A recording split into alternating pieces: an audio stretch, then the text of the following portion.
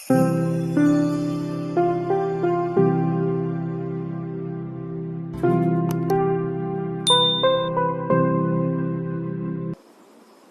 Guys, very good morning to all of you. स्वागत है आप सभी का हमारे यूट्यूब चैनल अचीवर्स में। मैं हूं श्वेता और आज की इस वीडियो में मैं डिस्कस करूंगी डेली करंट अफेयर्स की सीरीज को। Okay, so today 17th of July, आज 17 जुलाई है और आज के इंपॉर्टेंट करंट अफेयर्स के क्वेश्चंस यहाँ पे आपको देखने को मिलेंगे। तो चलिए स्टार्ट करते हैं आज के सेशन को। और उससे पहले आप लोग से रिक्वेस्ट है, जो चैनल पे नए हैं, जिन्होंने अचीवर्स वेब को सब्सक्राइब नहीं किया है अब तक, तो जल्द से सब्सक्राइब कर लें एंड बेल आइकन को टैप करें ताकि आपको न्यू वीडियो की नोटिफिकेशन इजीली मिल सके। ओके, चलिए स्टार्ट करते हैं। आज का पहला क्वेश्चन है, अंतर्राष्ट्रीय न्याय दिवस कब मनाया जाता है? When is International Justice Day celebrated? Right, so आज के दिन 17 जुलाई को इंटरनेशनल जस्टिस डे के रूप में मनाया जाता है। ओके, और इसे जो है अंतर्राष्ट्रीय न्याय दिवस को अंतर्राष्ट्रीय आपराधिक न्याय दिवस के रूप में भी जाना जाता है। ओके, याद रखिएगा, अंतर्राष्ट्रीय न्याय के लिए विश्व दिवस के रूप में कब मनाया जाता है? 17 जुलाई को। यह दिन जो है अंतर्राष्ट्रीय आपराधिक न्याय की उभरती प्रणाली को मान्यता देता है। ऑलराइट, चलिए आगे बढ़ते हैं। नेक्स्ट क्वेश्चन है आपका, हाल ही में किस देश ने दुनिया के सबसे बड़े फ्लोटिंग सोलर पैनल फार्मों में से एक का अनावरण किया है? Which country has recently unveiled one of the world's largest floating solar panel farms? Okay, so right answer is Singapore. Singapore में ये दुनिया के सबसे बड़े फ्लोटिंग सोलर पैनल फार्मों में से एक का अनावरण किया गया है। ऑलराइट, याद रखिएगा कंट्री का नेम सिंगापुर। सिंगापुर में one of the world's largest floating solar panel farms की इनॉग्रेशन की गई है। अनावरण यानी इनॉग्रेशन, ठीक है, उद्घाटन। यहाँ देखिए दिया गया, यह परियोजना जो है जलवायु परिवर्तन से निपटने में मदद करने के लिए अपने सौर ऊर्जा उत्पादन को 2025 तक चौगुना करने के लक्ष्य को पूरा करने के लिए देश के प्रयासों का हिस्सा है। यानी कंट्री का जो लक्ष्य है सोलर एनर्जी प्रोडक्शन को 2025 तक चौगुना करने का, इस लक्ष्य का ये एक पार्ट है। ठीक है, ये जो इनॉग्रेशन की गई है सोलर पैनल फार्म्स, इसका इस लक्ष्य का एक पार्ट है, तो याद रखिएगा। चलिए आगे बढ़ते हैं। नेक्स्ट क्वेश्चन पे क्या है, निम्नलिखित में से किसने आर्टिफिशियल इंटेलिजेंस और मशीन लर्निंग टूल्स का उपयोग करके शिकायतें दर्ज करने के लिए सीपी ग्राम्स नामक एक मोबाइल एप्लीकेशन लॉन्च किया है? Which of the following has launched a mobile application named CP Grams for registering complaint using artificial intelligence and machine learning tools? Okay, so right answer is Rajnath Singh. Picture में देख रहे हैं आप, यहाँ पे हमारे डिफेंस मिनिस्टर हैं राजनाथ सिंह। तो इन्होंने इस मोबाइल एप्लीकेशन को लॉन्च किया है जिसका नेम है CPGRAMS, यानी आप इसे बोल सकते हैं CP Grams। ठीक है, तो ये मोबाइल एप्लीकेशन को इन्होंने लॉन्च किया है जो कि इसके तहत जो है शिकायतें दर्ज की जा सकते हैं, यानी लोग जो हैं इसके जरिए कंप्लेन कर सकते हैं। ये आर्टिफिशियल इंटेलिजेंस और मशीन लर्निंग टूल्स का इस पे बेस्ड है ये, जिसके तहत जो है आर्टिफिशियल इंटेलिजेंस के तहत शिकायतें को समझने की क्षमता है। ठीक है, तो इसलिए जो है इसको लॉन्च किया गया है कंप्लेन शिकायतें दर्ज करने के लिए। याद रखिएगा राजनाथ सिंह ने इसे लॉन्च किया है। चलिए आगे बढ़ते हैं। नेक्स्ट क्वेश्चन, 3 बार की राष्ट्रीय पुरस्कार विजेता अभिनेत्री का निधन हो गया है। 3 time national award winning actress dash passed away, यानी यहाँ पे इनका नेम पूछ रहा है, तो इसका राइट आंसर होगा सुरेखा सीकरी। आप देख रहे हैं पिक्चर में, ये सुरेखा सीकरी है, काफ़ी फेमस पर्सनैलिटी हैं TV industry and Bollywood industry के। ठीक है, तो ये इनकी रिसेंटली डेथ हुई है। याद रखिएगा नेम सुरेखा सीकरी। इन्होंने 3 बार नेशनल अवार्ड जीता है, 3 बार ये विनर रह चुकी हैं नेशनल अवार्ड की। काफ़ी फेमस एक्ट्रेस थी। यहाँ पे देखिए दिया गया है, ये इन सारी मूवीज़ में and TV soap daily soap आता था टीवी पे, उस पर भी इन्होंने काम किया हुआ है। ठीक है, तो याद रखिएगा इनका नेम सुरेखा सीकरी, जिनकी रिसेंटली डेथ हुई है। आगे बढ़ते हैं नेक्स्ट क्वेश्चन पे, कौन सा देश इजराइल में दूतावास खोलने वाला पहला खाड़ी देश बन गया है? Which country has become the first Gulf country to open an embassy in Israel? So right answer is संयुक्त अरब अमीरात, यूएई। यूएई जो है इजराइल में दूतावास खोलने वाला यानी एम्बेसी खोलने वाला पहला खाड़ी देश बन गया है। इससे पहले कोई भी गल्फ कंट्री जो है इजराइल में किसी गल्फ कंट्री का एम्बेसी नहीं था। ठीक है, तो याद रखिए यूएई जो है ये फर्स्ट कंट्री है जिसका एम्बेसी, जिसका दूतावास जो है ये इजराइल में है। नाउ यहाँ देखिए कुछ दिए गए हैं इंपॉर्टेंट। संयुक्त अरब अमीरात और इजराइल के बीच राजनयिक संबंधों को सामान्य करने के लिए एक समझौते पर हस्ताक्षर करने के लगभग 1 साल बाद, यानी करीब 1 साल पहले जो है दोनों कंट्री के जो रिलेशन है, जो राजनयिक संबंध है, उसको सामान्य नॉर्मल करने के लिए एग्रीमेंट किया गया था। उसी के तहत जो है ये यूएई ने इजराइल में दूतावास खोला है और खोलने वाला पहला खाड़ी देश बन गया है। याद रखिएगा। यूएई का कैपिटल क्या होता है? अबू धाबी यूएई का कैपिटल है। यूएई का करेंसी क्या है? यूएई दिरहम, राइट, यूएई दिरहम। प्रेसिडेंट कौन है? खलीफा बिन जायद अल नयान, राइट। इजराइल के पीएम अभी रिसेंटली न्यू पीएम बने हैं, कौन? निफ्ताली बेनेट, राइट। नेम याद रखिएगा, आपके एग्जाम में जरूर आने वाला है। निफ्ताली बेनेट इजराइल के न्यू पीएम है। चलिए आगे बढ़ते हैं नेक्स्ट क्वेश्चन पे।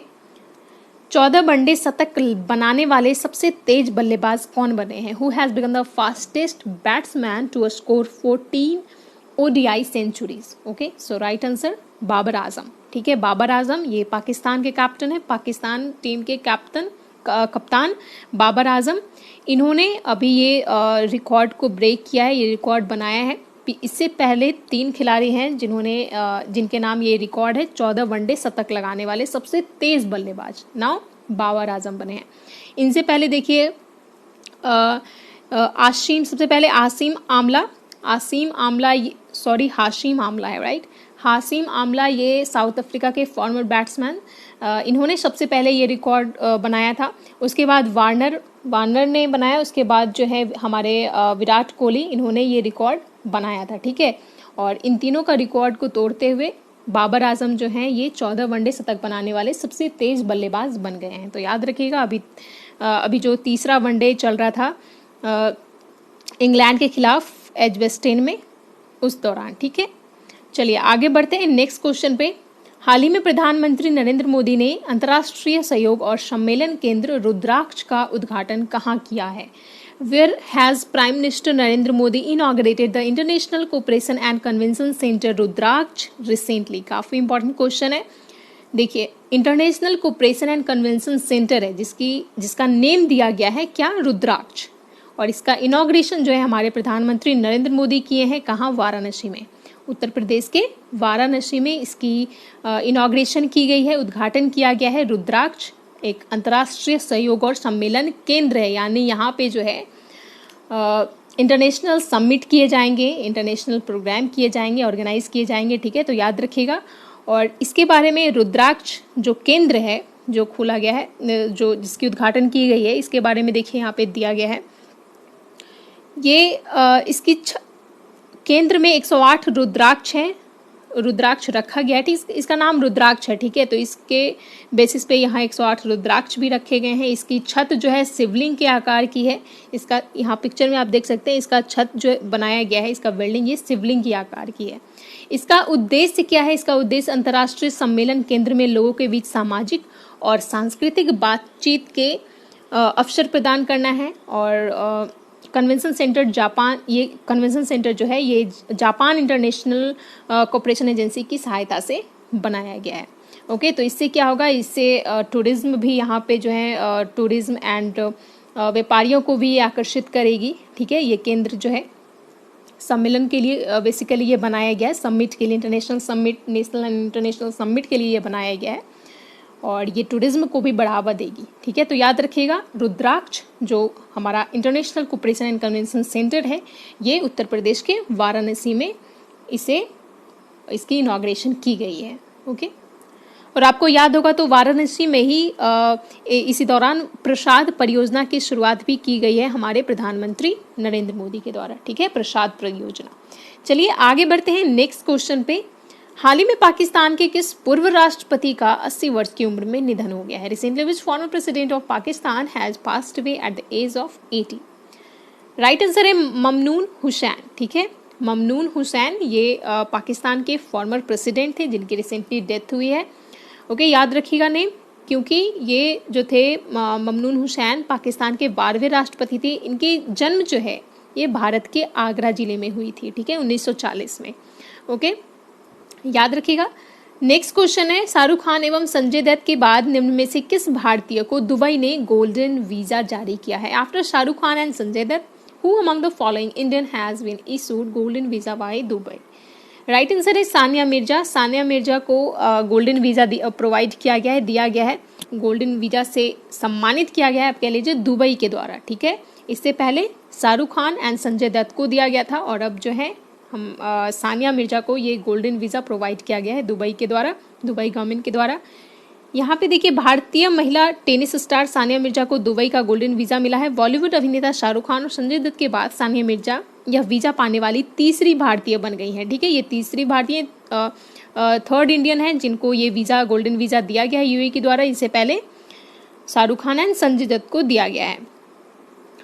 ये जो है देखिए, ये वीज़ा हर किसी को नहीं मिलता है, यानी किसी स्पेशल पर्सन आप नहीं कह सकते हैं, जो फेमस पर्सनालिटी होते हैं, लाइक कुछ खास वर्ग के लिए दी जाती है ये वीज़ा, जैसे इन्वेस्टर हो गए, इंडस्ट्रियलिस्ट हो गए, उत्कृष्ट प्रतिभा वाले व्यक्ति, मसलन शोधकर्ता, रिसर्चर, मेडिकल पेशेवर, वैज्ञानिक, छात्र शामिल है, ठीक है। तो इन सबको जो है बेसिकली ये गोल्डन वीज़ा प्रोवाइड की जाती है, जिनमें से 3 भारतीयों को अभी तक यूएई के द्वारा दिया गया है।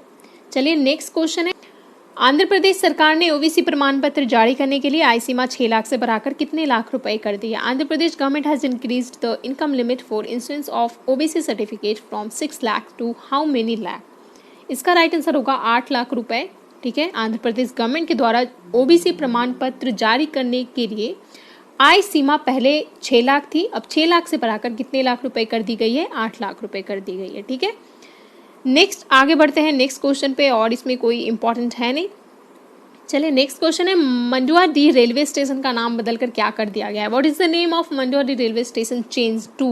Okay, so right answer is Banaras. Banaras railway station इसका नेम कर दिया गया है। देखिए, ये डिसीजन जो है, ये स्वीकृति तो पहले ही दे दी गई थी गवर्नमेंट रेलवे बोर्ड के द्वारा, मंडुआडीह रेलवे स्टेशन को रिनेम करने के लिए, बनारस रेलवे स्टेशन करने के लिए स्वीकृति पहले ही, काफ़ी टाइम पहले ही दे दी गई थी, बट नाउ प्रैक्टिकली ये किया गया है, ठीक है। प्रैक्टिकली ये मंडुआडीह रेलवे स्टेशन का नाम जो है ये बनारस रेलवे स्टेशन कर दिया गया है, चेंज कर दिया गया है, तो इसलिए न्यूज़ में था तो आपको पता होना चाहिए। ओके, आप लोग बताइए रेलवे बोर्ड के अभी सीईओ कौन है, ठीक है, कमेंट सेक्शन में। नाउ मूव करते हैं question of the last day. Okay, so कल का क्वेश्चन जो आपसे पूछा गया था, क्वेश्चन क्या था? कोरोना वायरस के प्रसार को नियंत्रित करने के लिए कौन सी राज्य सरकार किल कोरोना अभियान शुरू करने के लिए तैयार है? Which state government is set to launch the kill corona campaign to control the spread of corona virus? और इसका राइट आंसर क्या था? ऑप्शन सी मध्य प्रदेश था, राइट। मध्य प्रदेश गवर्नमेंट जो है ये किल कोरोना कैंपेन जो है, किल कोरोना अभियान, इसे शुरू करने के लिए तैयार है, यानी शुरू किया जाएगा मध्य प्रदेश गवर्नमेंट के द्वारा कोरोना वायरस के प्रसार को, उसके स्प्रेड को रोकने के लिए। ओके, और इसका राइट आंसर देखिए एज यूजुअल मनीष मित्तल के द्वारा दिया गया है, और भी जो क्वेश्चन पूछा गया था सर के द्वारा उसका भी आंसर इन्होंने किया है। So well done guys, well done Manish Mittal. आप इसी तरीके से अपनी कंसिस्टेंसी को बनाए रखिए। ओके, आगे बढ़ते हैं। आज का क्वेश्चन आपके लिए है क्वेश्चन ऑफ द डे, निम्न में से किस संगठन के प्रमुख हेनरिटा फोर्ड ने अपने पद से इस्तीफा दे दिया है? The head of which of the following organisation Henrietta Ford has resigned from her post? Okay, so right answer यहाँ दिया गया है ऑप्शन है UNICEF, UNDP, WEP and WEF, ठीक है। UNICEF, UNDP, WEP and WEF. इसका राइट आंसर क्या है आप लोगों को कमेंट सेक्शन में बताना है। किस ऑर्गेनाइजेशन की हेड हैं ये जिन्होंने अभी रिज़ाइन दिया है, ठीक है, हेनरिटा फोर्ड। ओके, और इसके साथ साथ आपको ऑर्गेनाइजेशन का सारा जो हेडक्वार्टर कहाँ है, ये सारी चीज़ें भी, इस्टेब्लिशमेंट की सारी चीज़ें भी आपको बतानी है। ओके गाइज, तो चलिए आज का करंट सेशन जो है यहाँ पे समाप्त होता है। आई होप आपको आज का करंट सेशन अच्छा लगा होगा। Then please do like and share, video को लाइक कीजिए, शेयर कीजिए लोगों में। ओके, नाउ मिलते हैं नेक्स्ट वीडियो में। जय हिंद।